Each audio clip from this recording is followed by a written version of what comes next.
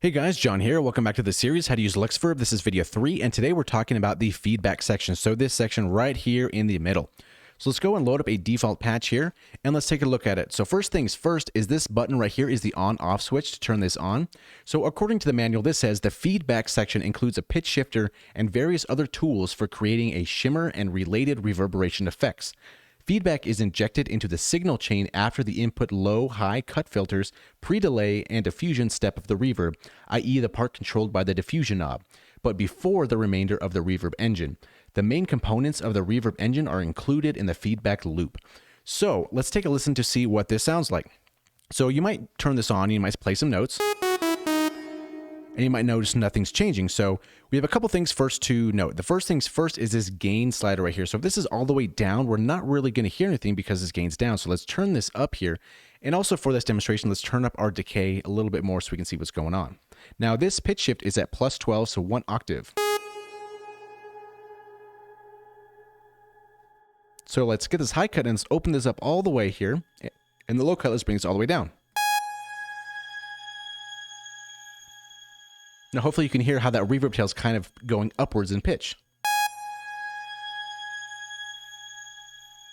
Okay, so now we kind of know what this thing's doing, so let's break down some of these knobs and sliders here.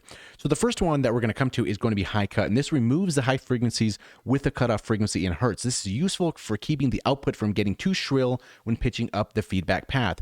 So basically, if you're doing this type of effect where it's pitching up and more so the top end is getting a little too shrill for you, or you don't really like that, this is where you'd reach for this high cut. So let's listen to a note.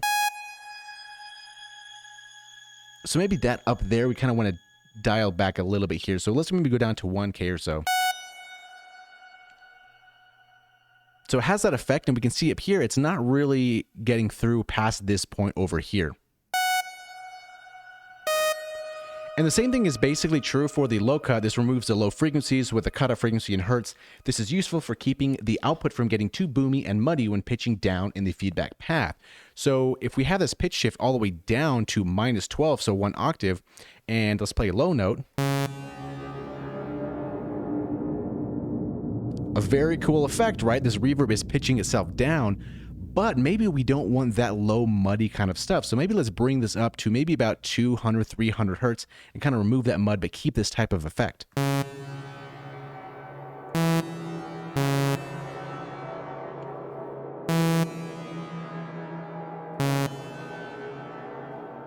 Very, very cool. So now with this pitch shift here, so according to our manual, it says the reverb can be fed back into a delayed feedback loop with pitch shifting from minus 12 to plus 12 semitones. Using plus 12 results in ethereal rising sounds, 0 is a normal feedback signal, and minus 12 is an ominous dark. So that's kind of what we were listening to just now. It sounds very ominous and very dark.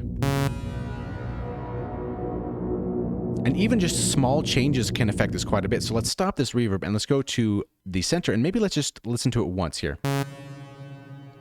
Okay, we got that. Now let's just go down 1 semitone and see how that sounds.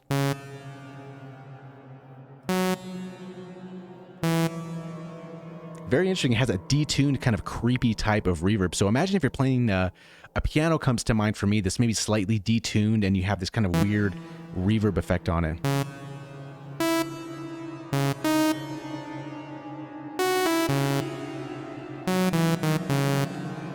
And then we have the gain slider here, and this is the amount of gain applied to the feedback path.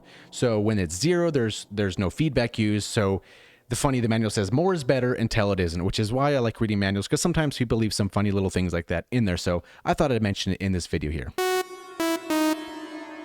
And now moving on, we have the delay here as well. So this delay is applied to the output before being fed back into the loop. It says works well with pitch shift signals. Time is in milliseconds or beats depending on the T setting. So let's turn this all the way up. Let's press stop and let's take a listen. I kind of like that right there. And let's go all the way to the left and listen to that. And as before with this delay, we have this tempo right here as we did before on our last video with this pre-delay. So it's kind of basically the same thing with these knobs here.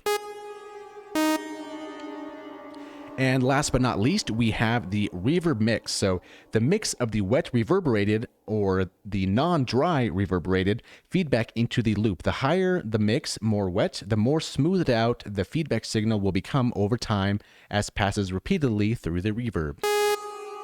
So let's make a nice, interesting little patch here with this. So let's put our delay maybe 100 milliseconds here. Let's increase our gain, drop this down maybe about 5 or so, something like that. And let's have this reverb mix all the way and see what that sounds like.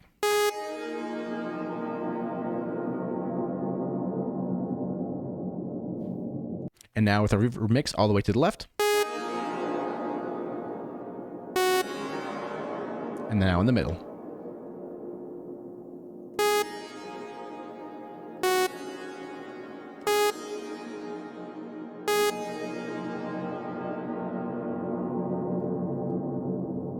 A very, very, very cool reverb. Like I said, this section here, this feedback is probably the coolest part about this reverb from the whole thing, I think. So you can make some really ominous stuff. And like I said in the first video, on these preset settings here, these pitch shift are really cool stuff here. So the rope between fifth down.